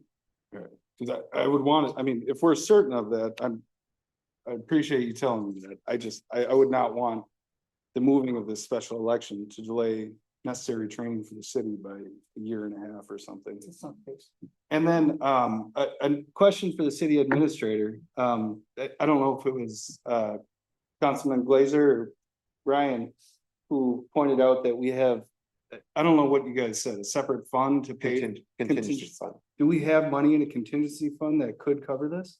We do have $10,000 for contingency that can be used if we choose to use so. What That's happens? kind of our extra money in case something breaks or we need additional funds, What happens to that money at the end of the year if it's not spent? stays in the general fund. How much typically gets spent out of that each year? Is it funded All of with it. $10,000 every year? All of it. And it typically all gets spent every year? Yeah, and when I was at the MCFOA, I was asking, a lot of other cities have a much larger contingency. For emergencies such as an MS4 catastrophe or other different things like that. I'm But new here. What's an MS4 catastrophe? that would be like one of the ponds failing, Oh, where the sludge is contaminated and you have to get rid of that. have we spent any of that money this year? We have not. What did we spend it on last year? You remember? Software, the Banyan. Yeah, it was the update. That was $300. So I think we use it on a couple multiple little things. Right. And so if we were to spend 10,000 of that on the special election, would we have to refund that account or would it just be at zero for the remainder of 2025? We would be at zero. And if we We did, could use additional fund balance by using it, but I believe we're already using fund balance to run 2025. To keep the city going for 2025. if we did have an emergency that popped up in October and there was $0 in that fund and we had to come up with $5,000, I mean, this is a hypothetical, so maybe you don't have an answer, but where would we obtain that money? Like, what would the mechanism be for covering the cost of that emergency in October? Would be unbudgeted funds coming out of the general fund. It would be, and it would be adjusted at the end of the year, just like we did a budget adjustment.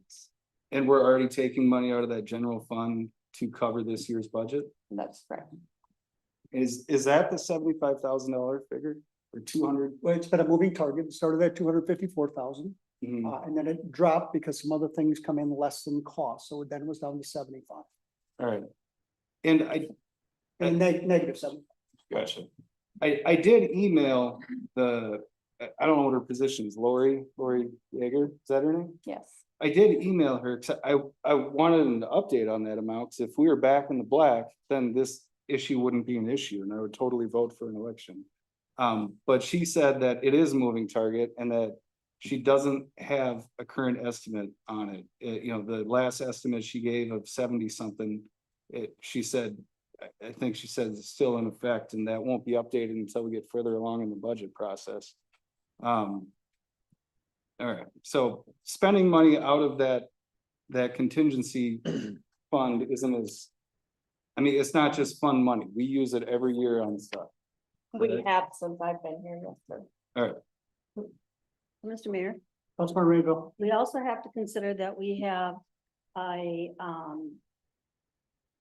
correct me if I'm wrong, a $14,000 bill coming up for the search for city administrator. Which was, yes, I think it was 14.5, and that was also an unbudgeted. Unbudgeted. So that's $25,000 between the two. And we're only in April. So. Mr. Mayor. Oh, Councilmember Brian, you're up. I also wanted to remind the council that we also were able to, because of less money spent throughout the budget, that we were able to reallocate. It was, I could be wrong, I'm trying to find the amount right now, but it was probably close, at least 100, if not $150,000 that we were able to move around in the budget. Because we had lower maintenance costs and had less supplies purchased, and that just as far as supplies, maintenance costs, and by upgrading the old trailer, that was $60,000 alone. So there's more than likely will be, I mean, and I would say, I could be wrong, I don't have, again, going back to all of the end of year budgets that we had, but I would say the majority of financial statements that we have is the city. The city's expenses are usually much lower than what they take in, so that there's almost, as far as I can remember, there's always been some sort of savings there. You are correct. We did get some savings, and that's what reduced the minus 254,000 down to 75 because of those savings and bonds coming in. Mr. Mayor. Councilmember Swanson. At what point would we have, well, I guess this is a question for Councilman Brian. At what point would we know whether there is, I guess, not a hole in the budget? You know what I mean? Is that like at the end of the year looking back thing, or is that like while we're doing the budget like this summer? Like, at what point will we have a pretty good feeling for whether we're gonna be short money or have a surplus of money? I don't know how this process works. I mean, we get financial reports pretty much, you know, as needed, at least quarterly, and we would have a statement to say we're ahead here or behind there. I mean, some things don't come in until later in the year, but for the most part, we should be able to have a running budget to where things are at. We got our first quarter statement. That's what we have. When did that come? Should be coming. I haven't seen it. Yeah. It's not came yet? Am I wrong? No, Lori, it's the first quarter just ended. I haven't even done first quarter reports for the state yet, so. Okay, so that No, must have so been she'll. the fourth quarter report. Yeah. So is it about 6 weeks into the quarter? Is that when it comes? Yeah, it should be at the May meeting. Will be the quarterly report from her. If we waited until we had that quarterly report, would it be too late to hold and get the special election up and going by August? I have to be to the county by May 2nd, I believe. May 20th. I had to let them know by the 5th. You would have to let the county know by the 5th? Yep, because otherwise I won't meet deadlines with the newspaper and stuff too. The notice to auditor based on Tom Hunt from the county would need to be submitted by May 20th for an 8/12 election. It is, but the newspaper cutoffs to get the notices out and everything else is a little bit sooner than that. But we can certainly do that. I can have Lori put together that. See, there is options. You could look and say, if we miss this date, you can go to the next date. Which And puts that us would to be in the November. November. So there is options. Just be aware.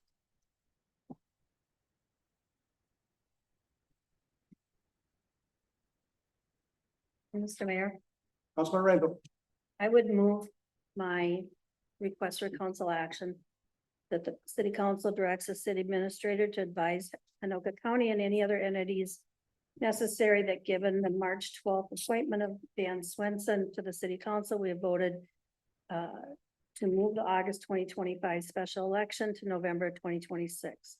Staff is also directed to place the information on the city website, Facebook page, and if timing allows, place notice of the postponement or deferment to this in the city spring 2025 election or newsletter. If I have a second, we can vote on it. I will second your motion. We will go and do our vote. All in favor? Aye. Aye. Aye. Opposed? Nay. Motion carries.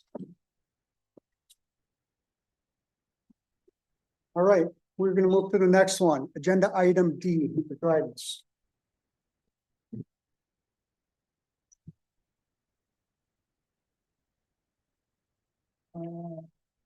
So, let me find my piece of paper. So I had asked the council, for council approval to review the Dryden's escrow bill. And to meet with the city attorney and discuss alternatives and propose a solution back to the city council. I did this on the 27th of March. I had met with the Drydens previously and I told them I would investigate the escrow bill of $9,072.50 and see what I could do. So after reviewing the bill, meeting with the Drydens on 3 February to try to get a full understanding of the full perspective of what it was. I next met with the city attorney. And upon conclusion of this, reviewing all options and under the legal advice or advice of legal counsel, we are unable to make changes to any bills, to make any changes to the amount in the bill. I did talk to Randy and Deb Dryden, and I said there is an option we could look at if there was a hardship, we could do a payment. But there's key reasons I want to talk about that, and the reason I came to this conclusion. So all the costs are already sunk costs. These were already, when this was brought up to me, these were already paid costs. And what's important is that if they don't pay the bill, it's coming out of the general funds to pay the bill. And how the general fund is made up is it's made up of property taxes. So in the end, the Alden residents would end up paying for what the Drydens asked to do. And this is not what residents are asking to do, is sign up and pay it. Let me finish. We have you to fight us on this thing for 4 years. The other next point, this is all from the past administration. I am just doing the review. That's all I'm doing. All of this took place prior to me coming in.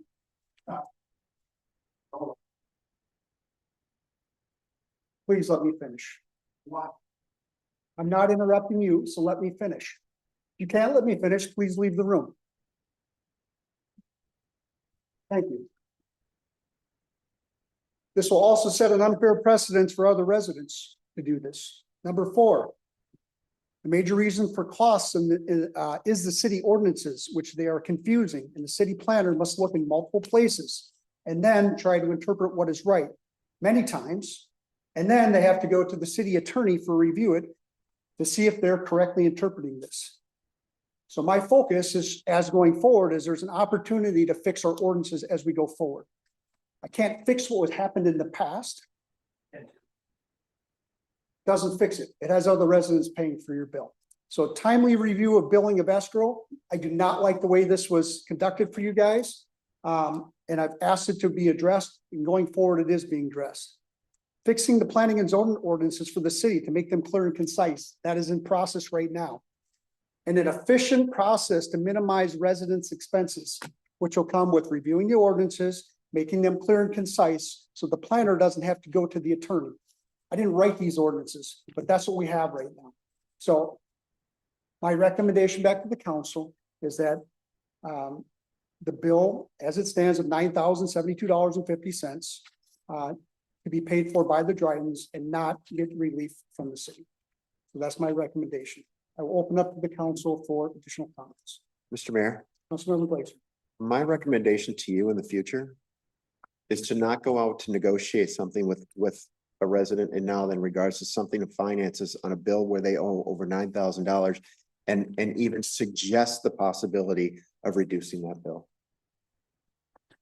Well, thank you for your input, Councilmember Glazer. Mr. Mayor, Councilmember Rainville. council gave you authority to talk with the Drydens. That is correct. And you followed council direction, so. You know, there's a thing in sales and customer service. And that's to never overpromise and underdeliver. And in my opinion, whether it's just the mayor or it's the mayor having consent from the council, we overpromised on that. And we're under delivering. I'm just stating my opinion and my feelings about this. And that's one. Okay, well, if we're gonna state opinions, let's talk about that. There was no promises given to anybody. This was Shane trying to be proactive in going out and talk to residents because they felt they were wrong. Okay, so there was no promise. I never said that. I never said that you made a promise. I never said you made a Your promise. opinion, but it's your opinion. And when you know the facts, let's talk facts. Is there any other council member that have any other comments? Mr. Mayor. Councilmember Swanson, go ahead. Swanson. Swanson. Thank you. I also went out and talked to the Drydens because it is incredibly difficult to come in at this late hour after years of all of this has happened and try to figure out what the heck happened. And they're very nice people. They have a nice house. I really like your log house you built. And I think they have some valid concerns, I guess, about the maybe not so transparent billing. You know, if I had received a $9,000 bill, I guess I would want to know what was being discussed. And so I don't intend to pick apart the bills, but I would like to ask the city planner, Cindy Nash, if that's okay. If she recalls, just generally around that period of time that Deb highlighted when she spoke at the beginning of the meeting in the summer of 2024, when a lot of those hours were incurred. I mean, what in general were you discussing, and I guess what took so many hours? You know what I mean? So obviously I was not even aware this was on the agenda tonight, so I'm not prepared to discuss it in detail. But I can tell you, council member, in general, that the way that developments have been typically done in now then, if you don't mind me kind of opining a little bit. Yeah. In most communities, when we do a development, and even a couple lot subdivision is a development. There's a set method of doing that with set rules that everybody follows and no wavering from those rules. And they're pretty routine at that point. With a key point being that at the time that something's recorded and the development agreement is recorded, there's financial securities put in place. All of the conditions precedent are taken care of before it's recorded. And what happens frequently in now then is that these agreements are recorded, but there's still things to be done later. And I run into this every week with agreements and past decisions here. So that's typically what was being discussed was, okay, they now want to build this house. Now I have to check the development agreement. Has everything been done? And then we have to figure out what hasn't been done, what still needs to be done, try to make sure those things have been done. And then, and I'm sorry, I don't mean to put you on the spot by surprise here.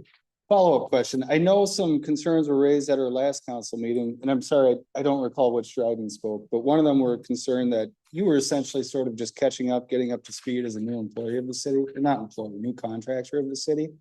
And to an extent, I'm sure there is a learning curve when you start with a new city, figuring out the ordinances, you know, what's going on. When you build a city at the beginning of your tenure here, when you build the city or build these pass-through bills, would you ever reduce the amount of hours that you were claiming to account for that? Or did you claim every minute that you did work, even if it was, you know, potentially taking you longer at the beginning than it would now after having been here for a little bit? I would say that even if that occurred today, right now, yes, I'm learning their file as opposed to say the previous planner who had worked on it, who would know it. But no, I don't reduce those bills because that's still, all of that work still has to be done. Yeah. Do you think at the beginning of your tenure for the city that maybe you did take longer in doing certain things than you otherwise would right now, as after having some experience with our ordinances and rules and whatever? I guess it's hard to say.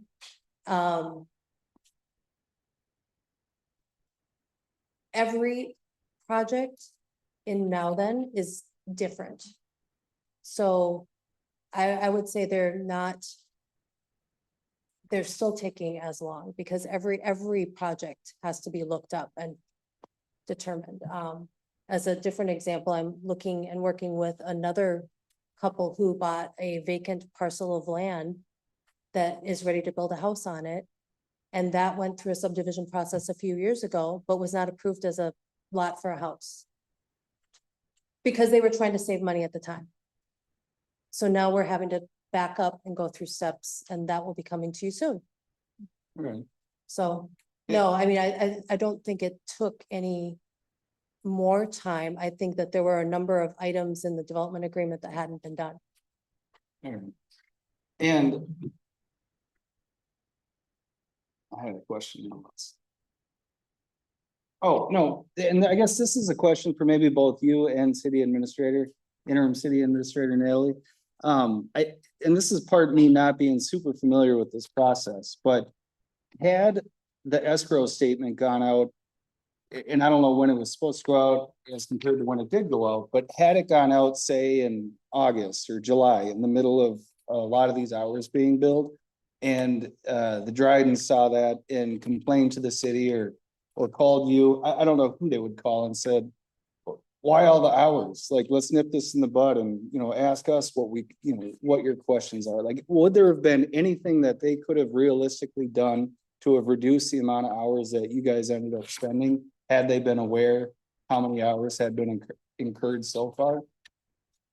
Sure, the items that were in the development agreement could have been completed. Mr. Mayor, That's one equation. a couple things for the record, since the Drydens don't have the privilege of the microphone. And I'm sure Deb Dryden would be happy to go back into her phone records, but she had been asking for bills throughout the year.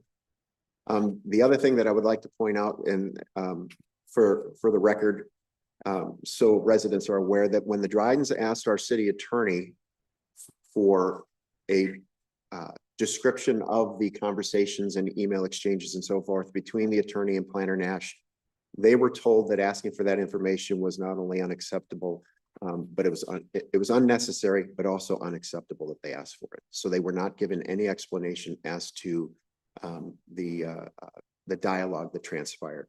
So I would like to state that for the record. Thank you. I do have one more thing is moving forward, recommendation for our council members, if we look into a particular issue, don't ever do it as a single council person. It should be two. You made that recommendation. I said, I should be able to take care of this myself. I think that I defaulted to maybe some of my work functions. I should have said yes. I should have took Councilmember Glazer and we went and looked at it together, or yourself. I should have done that. So that's a lesson learned for me. And I won't do that again, because part of being transparent in the process is to do it and have teamwork and communication. So thank you for that. I will do better on that moving forward. Mr. Mayor, Councilmember Rainbow. I would just say that our escrow process has been deficient for many, many years. Ms. Johnson brought forward a request to purchase some software or a billing program. Created Yeah, it to go on our. Yeah, so that we can get a handle on our escrows. I know if Councilmember Flattable is still here, she spent some time working on it in the office at Natalie's request. I spent days putting together documentation so that Natalie could finally get everything that was prior to in the system and get billed. We have a lapse in, if you talk to if Cindy talks to Attorney Ruby April 1st, that bill doesn't come till May. And that's if they bill in May. Now, they're pretty good. We do have a consultant that bills us every 6 months, and we tried to work with them on that. But there is a lapse in when the conversations happen, when it's billed to the city, and then when it's billed to the property owner. But Natalie has taken the initiative to try to get our hands around that and to try to better that process. And I think she would say that we are better, because before there really wasn't a process. She's even working to where now, when there are escrow accounts, that they won't come in on our budget sheets. Because right now it looks like we're paying, I'm gonna pick a number, we're paying $200,000 to ABC Consultant. And we aren't. Those are dollars that the end user are paying. Natalie is now looking at, our budget won't show that. So it doesn't look like we're spending that money, but that's part of Natalie's initiative to try to get our escrow process better for both the residents and for the city and for the council to understand. Mr. Mayor. Councilmember Glazer. Councilmember Rainville, do you recall how long ago it was that Scott Lehner was charged with fixing our, because ultimately it would have been Scott Lehner's responsibility at the time, when he was charged with fixing the escrow process here at the city of Mount? I do not know. I just remember Natalie coming to council and saying that if we have this, was it Banyan that developed it? Yeah, I talked with the programmer and told him what I was looking for. I could just state for the record too, that I told council I needed help. I told the previous administration that I needed help multiple times. I had no time to get to the escrows. I worked 2 Saturdays in December, working with our subcontractors to have them verify all of the bills because things hadn't been done. They hadn't been done with our previous planner. Ultimately, I did the best I could with the time that I had, putting on a general election. And that's why I pointed out this was ultimately Scott Lehner's responsibility at the time to make sure that this stuff got fixed. But in the Dryden's defense, their final bill was dated December 28th of 2024.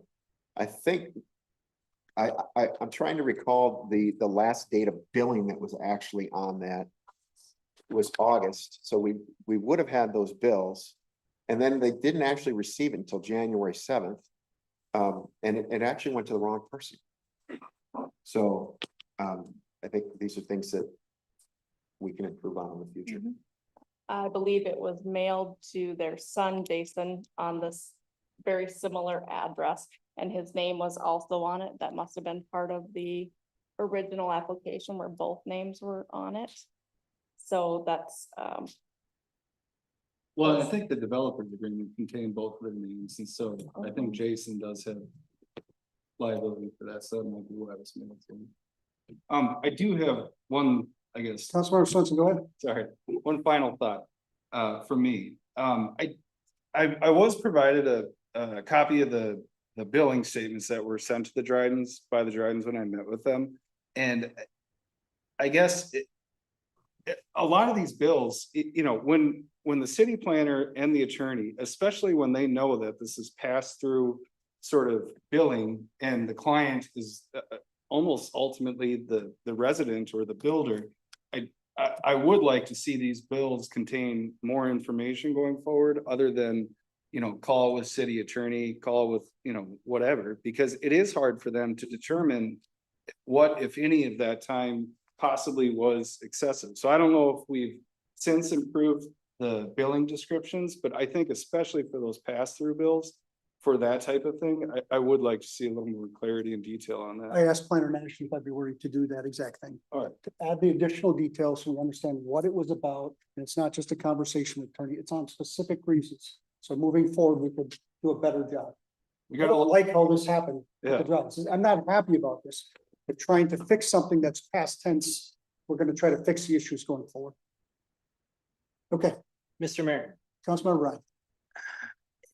I know this project's been going on for several years, and I know because this came up last June, when they were simply trying to, and I don't know all the exact specific, was filing things, but I know a lot of this also goes back to that that the papers were filed with the county but not recorded, and then that caused, it seems that also caused this project to go on, yet that's adding and incurring more costs, where it seems like there should be some way to rectify that in some manner, because that, to me, I could be wrong, but that certainly is influencing this, the way the bill and the fees that are accumulating here because of the way that the county literally wanted one of the houses to move their driveway and to have a city street. And I know that added to some of this, but it just seems like that we as a council never really had a chance to talk about this issue.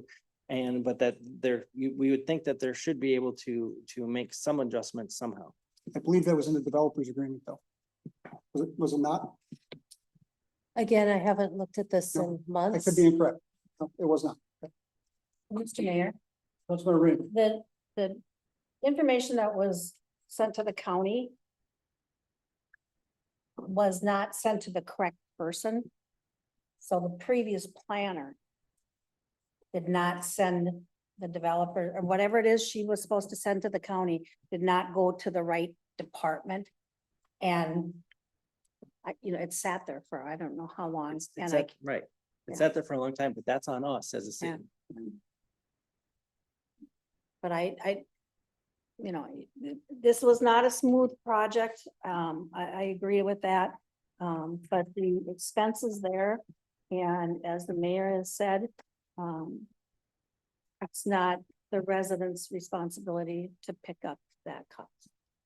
So I would move that the city attorney and staff request the adoption of resolution 2025, which will levy the unpaid amounts in the arrears of $9,072.60 plus attorney's fees and costs against any properties owned by Mr. and Mrs. Dryden within the city limits of Malvern. Such fee amounts shall be assessed in accordance with Malvern City Code, plus any professional fees and amounts, escrow amounts pursuant to the development agreement executed between the parties for the Dryden Acres. And I'm not happy having to do that, but it's got to get solved. Okay, is there a second? I'll second. So we'll do a vote. All in favor, say aye. Aye. Opposed? Nay.